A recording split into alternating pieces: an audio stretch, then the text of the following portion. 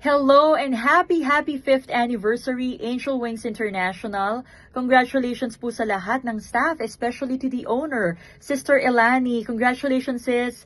Ito na, nagbunga na ang pagod at sakripisyo para mapanatili mong maayos itong negosyo. And as I know you, hindi lang po ito negosyo para kay Sister Elani, kundi this is also a way to connect to the community, especially to the Filipino community. I've been a client of Angel Wings since 2018, 2019.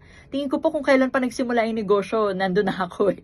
Yun, kliyente na nila ako kasi nga maayos sila kausap. Very reliable and very warm po ang mga staff. Kahit yung mga dati pa, yung mga nauna until now, madali po silang kausap. Yung tipong hindi na ako yung nagpa-follow up, ako pa yung fina-follow up nila. Ganun sila kaayos. Kaya lang po dire-diretso yung pagkuha ko ng services nila.